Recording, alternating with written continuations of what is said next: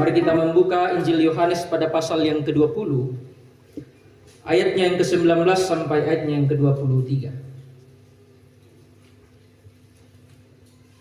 Injil Yohanes pada pasal yang ke-20, ayatnya yang ke-19 sampai ayatnya yang ke-23. Saya rindu kita secara bergantian membaca firman Tuhan ini. Yohanes pada pasal yang ke-20 ayat yang 19, saya akan membaca ayat 19 dan Bapak Ibu jemaat Tuhan membaca ayat yang ke-20 dan selanjutnya. Saya akan membaca dalam terjemahan baru 2, firman Tuhan berkata demikian.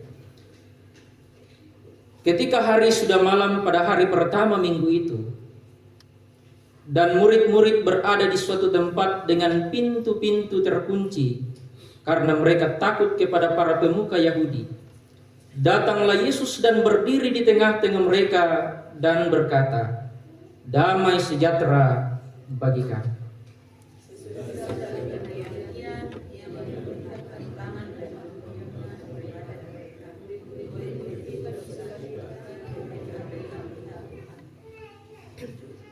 Kata Yesus sekali lagi, "Damai sejahtera bagi kamu, sama seperti Bapa mengutus aku, sekarang aku juga mengutus kamu."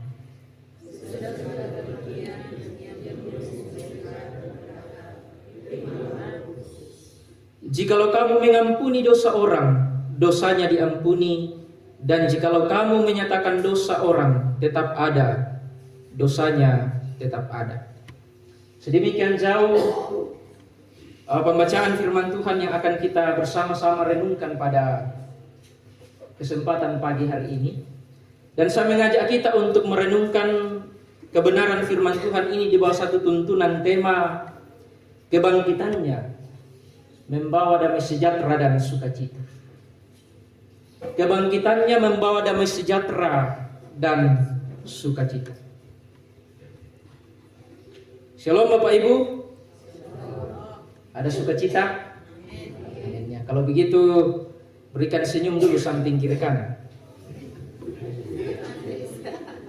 Ayo berikan senyum, jangan malu-malu. Sudah mengkena sanksi lagi gitu? Iya, sudah semua. Ya, oke, puji Tuhan. Baik Bapak Ibu jemaat Tuhan, memulai renungan firman Tuhan pada pagi hari ini, saya akan mengajukan satu pertanyaan. Pertanyaan seperti ini.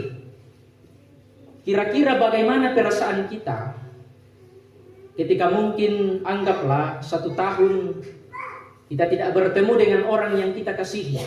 Misalnya suami kita pergi merantau atau istri, lalu kemudian tiba saatnya kita berjumpa. Kira-kira bagaimana perasaannya? Senang ya? Senang? Atau ada yang sedih? Ada yang katakan, "Londo rampung moneku." Ada yang katakan seperti itu? Ya ada ya. Ya, pasti semuanya senang. Sama juga ketika bapak-bapak itu bertemu dengan mungkin istrinya yang sekian lama sudah merantau lalu bertemu, pasti semuanya akan senang. Artinya bapak mengaladikom akadat muai. Kuresuman apuang. Rampo tu mama ana rampo tu papaan. Artinya bahwa ketika kita berada dalam suasana yang sepi, lalu ketika ada sesuatu yang menyenangkan, ada sesuatu yang menyukacitakan itu menghampiri kehidupan kita, maka yang akan kita rasakan adalah senang, akan ada sukacita.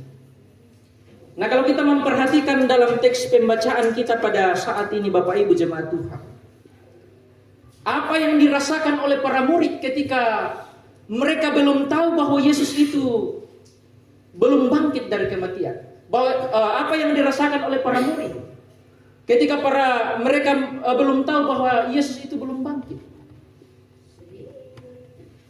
Sangat jelas dalam pembacaan kita dikatakan bahwa mereka berada dalam satu tempat dengan pintu-pintu yang tertutup, terkunci rapat. Karena mereka berada dalam keadaan rasa takut. Kenapa mereka takut? Karena mereka berpikir jangan sampai kita juga ditangkap lalu dibunuh sama seperti Yesus yang telah dibunuh itu. Jadi mereka berada dalam keadaan takut dan bingung. Tetapi hal yang menarik dalam firman Tuhan kalau kita memperhatikan pembacaan kita, bahwa dalam keadaan takut dan bingung itu ada satu peristiwa yang luar biasa yang menghampiri kehidupan mereka. Apakah peristiwa yang luar biasa itu, Bapak Ibu jemaat Tuhan? Jelas di dalam pembacaan kita bahwa pada waktu itu datanglah Yesus dan berdiri di tengah-tengah mereka dan berkata, "Damai sejahtera bagi kamu." Ini adalah salam yang selalu diucapkan oleh Yesus ketika ia bangkit dari kematian.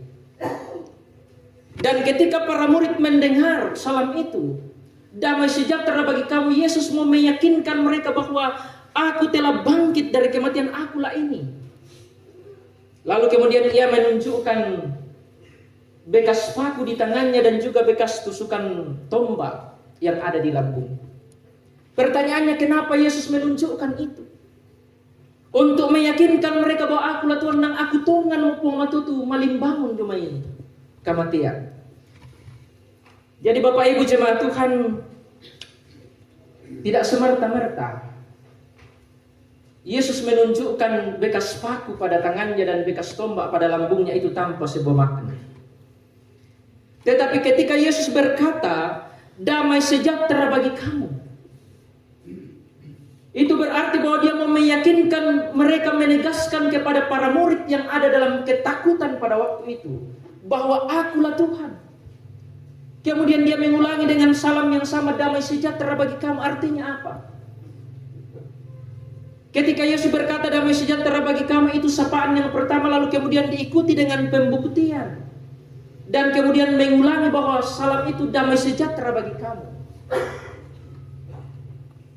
Sebenarnya Yesus mau menegaskan kepada mereka bahwa apa yang telah dinubuatkan olehnya, apa yang telah dikatakan oleh Tuhan Yesus telah digenapi, bahwa ia akan bangkit pada hari yang ketiga. Dan apa yang terjadi Bapak Ibu jemaat Tuhan, bahwa rupanya kebangkitan Yesus, kehadiran Yesus di tengah-tengah para murid pada saat itu membawa sukacita di dalam kehidupan mereka. Susi bangsia tu kupokada nina agumua yang naden si tamu to di pakaboro ke masai mata ana den si tamu pasti nang ladi kuat kurisumanga apuang si tamu atau pakaboro. Artinya apa? Bahwa sebuah sukacita yang membuat mereka bangkit kembali dan semakin meyakinkan diri mereka bahwa betul Yesus Kristus itu adalah Allah, dan tidak ada satupun yang dikatakan, yang diucapkan itu yang tidak akan tergenapi. Dan sama seperti yang dikatakan itu bahwa ia akan bangkit pada hari yang ketiga, dan itu telah digenapi. Pertanyaannya Bapak Ibu jemaat Tuhan, apakah ketika Yesus telah menunjukkan dirinya dan telah memperlihatkan bekas paku itu dan bekas tusukan tombak di lambungnya itu, apakah ketika Yesus menampakkan diri kepada murid, Yesus tidak memberikan tugas dan tanggung jawab? Saya kira tidak ya. Yesus memberikan itu. Jelas dalam pembacaan kita bahwa Yesus berkata kepada muridnya, Yesus berkata sebagaimana di dalam pembacaan kita, "Sama seperti Bapa mengutus aku, demikian juga sekarang aku mengutus kamu."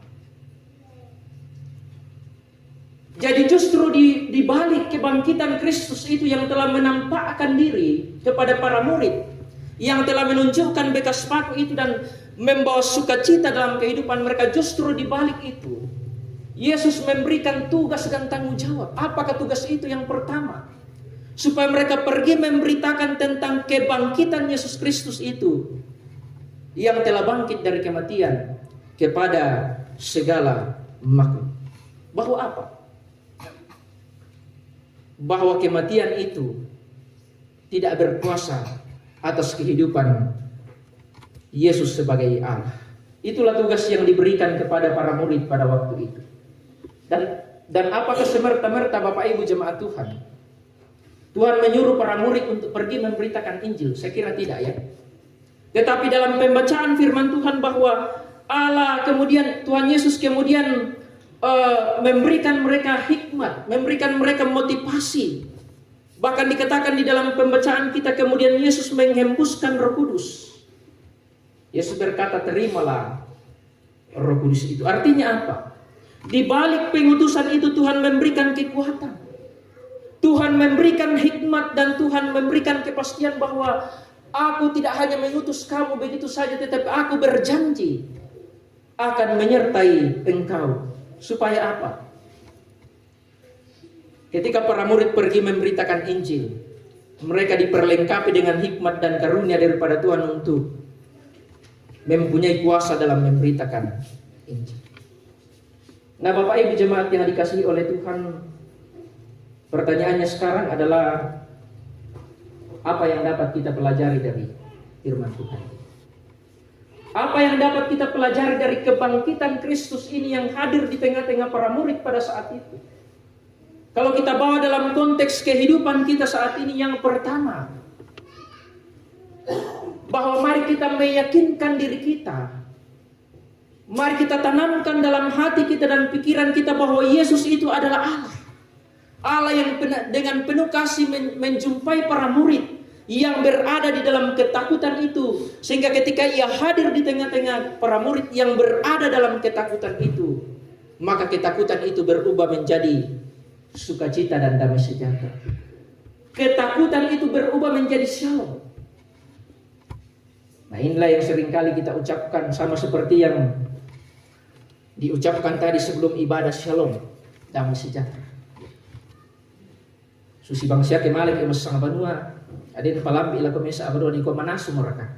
Ya.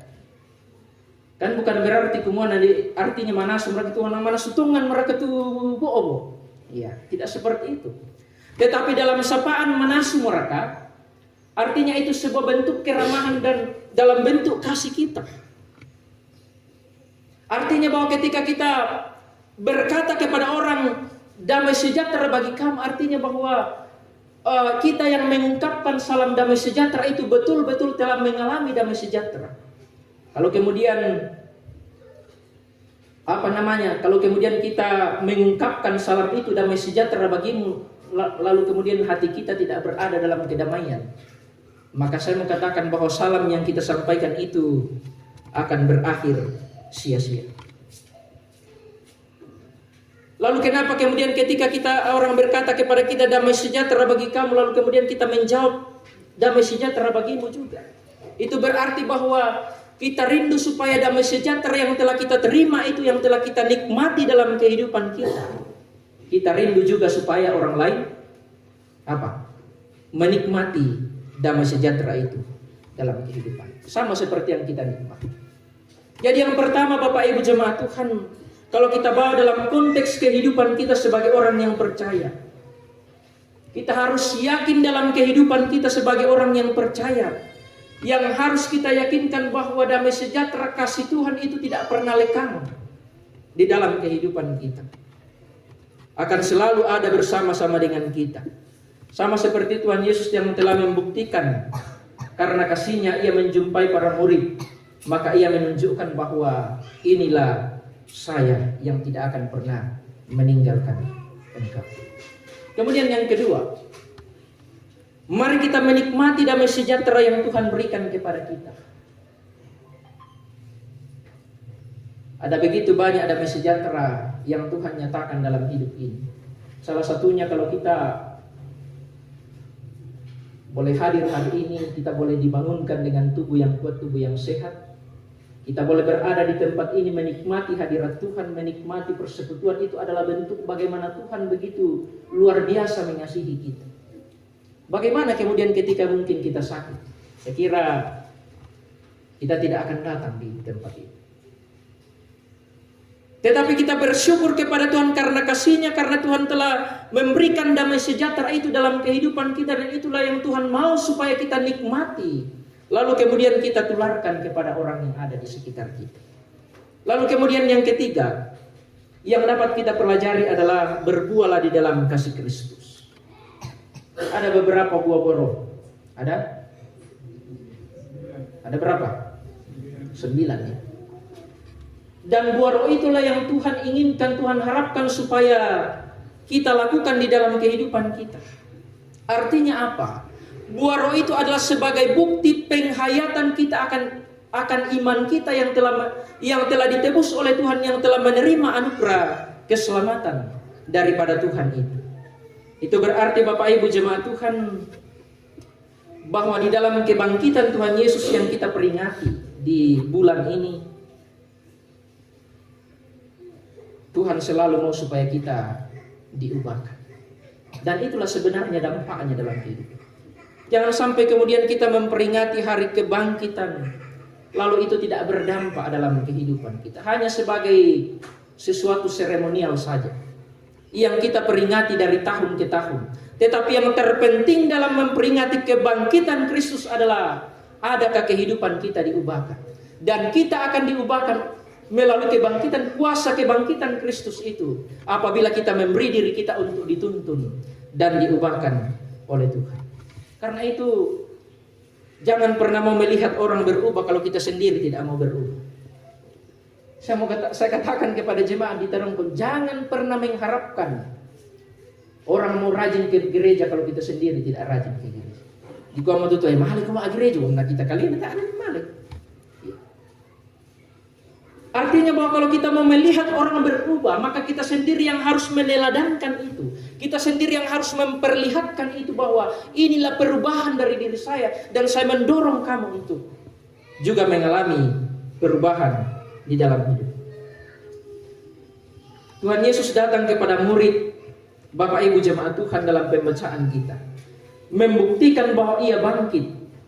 Dan ketika Yesus betul-betul hadir di tengah-tengah mereka, maka mereka yang berada dalam ketakutan itu, maka mereka menjadi percaya, dan ketakutan itu berubah menjadi sukacita dan damai sejahtera.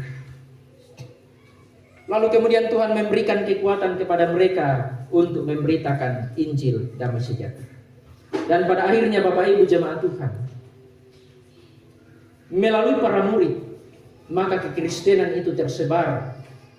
Dan melalui para murid kita bisa menikmati iman itu dalam identitas kita sebagai orang Kristen pada saat ini. Kita telah menikmati kasih Tuhan. Hanya terkadang saya bingung kalau orang selalu meragukan kasih Tuhan dalam hidup. Padahal memang kasih Tuhan itu sungguh luar biasa di dalam kehidupan kita sebagai orang yang percaya. Dan itulah yang Tuhan mau kita tularkan di dalam kehidupan kita, dalam menjalani kehidupan kita sebagai orang-orang yang telah menikmati keselamatan dan telah menikmati kuasa kebangkitan Kristus. Pertanyaannya Bapak Ibu jemaat Tuhan, maukah kita diubahkan oleh Tuhan? Maukah kita diubahkan oleh kuasa kebangkitan? Mau? Nama loyo-loyo kita. Mau? Tongaraka? Dengan cara apa? Dengan cara kasih dan perbuatan. Jadi intinya bahwa ketika kita diubahkan oleh Tuhan itu, ketika kita diubahkan oleh kuasa kebangkitan Kristus, adalah itu terlihat nyata dalam kehidupan kita, kasih. Kalau kemudian kita melihat saudara-saudara seiman kita di luar sana yang menderita, disakiti dan lain sebagainya, lalu kemudian kita tidak membalas, tetapi justru kita mendoakan dan mengasihi mereka, itu berarti bahwa kita mau menunjukkan bahwa kita bukan berasal dari dunia ini, tetapi kita berasal dari Allah. Itulah luar biasanya kekristenan itu Bapak Ibu jemaat Tuhan, bahwa di dalam kekristenan itu kita betul-betul diajarkan untuk peka dan memiliki kepedulian. Bagaimana dalam kehidupan kita senantiasa memiliki kepedulian dalam segala hal. Karena itu Bapak Ibu jemaat Tuhan, ketika kita memiliki kepedulian dan kepekaan itu, maka wujudkanlah itu di dalam kehidupan kita. Karena terkadang ada juga kepedulian hanya sebatas perkataan. Biasa nakuan nama masing tuang ikan tiro. Kasihan lu tiro, tapi adakah buktinya? Toh? Ya seorang katakan seperti itu lah. Ya sana tuh yang memasing luki. Oh kasihan lu ikan tiro, tapi hanya sebatas perkataan. Tetapi Tuhan mau bahwa ketika kita memiliki kepedulian itu dibuktikan dengan tindakan nyata. Karena itu Bapak Ibu jemaat yang dikasihi oleh Tuhan, ketika Yesus bangkit dari kematian dan memperlihatkan dirinya, sekali lagi bahwa itu mau meyakinkan para murid bahwa ia betul-betul bangkit dari kematian. Dia tidak hanya memperlihatkan dirinya kepada para perempuan, tetapi ia juga telah memperlihatkan dirinya kepada para murid. Tujuannya apa? Supaya meyakinkan mereka, sungguh meyakinkan mereka bahwa ia bangkit. Bahkan setelah ia bangkit dari kematian, ia masih berada di dunia ini selama beberapa hari. 40 hari. Tujuannya apa? Sekali lagi, bahwa meyakinkan para murid bahwa ia telah bangkit, dan mau meyakinkan juga kepada mereka bahwa ia tidak akan pernah meninggalkan mereka. Susi bangsa tu kupukadan ini aku mah iyan na densi na tampian itu di Pakaboro. Atas umale membela dan sule dan si tamu nala sule mo biasa dikua ay tangaliu patumali. Toh? Tungaraka. Betul ya. Nah, sama seperti kebersamaan Yesus dengan para murid pada waktu itu. Kebersamaannya pada waktu itu melahirkan satu sukacita dan damai sejahtera, dan betul-betul meyakinkan para murid bahwa aku tidak akan meninggalkan kamu. Sehingga kehadiran Yesus itu yang melahirkan sukacita dan damai sejahtera dalam kehidupan para murid, dan itu juga yang Tuhan mau kita nyatakan di dalam kehidupan kita.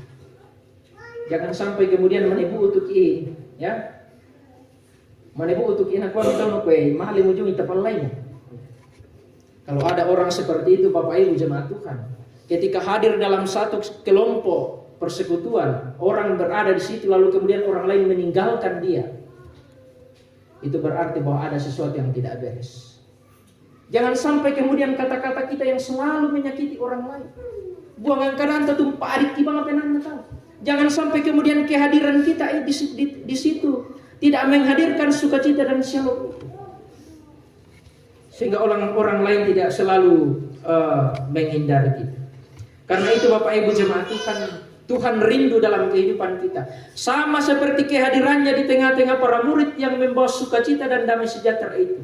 Maka mari dalam kehidupan kita, mari bersama-sama kita berkomitmen bahwa melalui kebangkitan Kristus itu, kita berkata bahwa kehadiran saya juga akan melahirkan sukacita dan damai sejahtera dimanapun kita berada.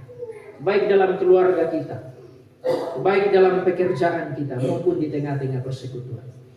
Karena itu mari bersama-sama melalui firman Tuhan ini, melalui kebangkitan Kristus yang hadir di tengah-tengah para murid melahirkan sukacita dan damai sejahtera itu juga yang akan mengubah kehidupan kita, bahwa kehadiran kita di tengah-tengah dimanapun kita berada akan membawa sukacita dan damai sejahtera. Amin. Kita berdoa. Terima kasih ya Tuhan untuk kebenaran firman-Mu yang telah kami baca dan kami renungkan pada saat ini. Tuhan memberkati, boleh menjadi pedoman dan penuntun dalam kehidupan kami, sehingga kami betul-betul memaknai kebangkitan Kristus yang menghadirkan sukacita dan damai sejahtera. Maka kami pun akan berkomitmen bahwa dimanapun kami berada, kami juga akan menghadirkan sukacita dan damai sejahtera. Terpujilah nama-Mu ya Tuhan, di dalam nama Tuhan Yesus kami berdoa. Amin.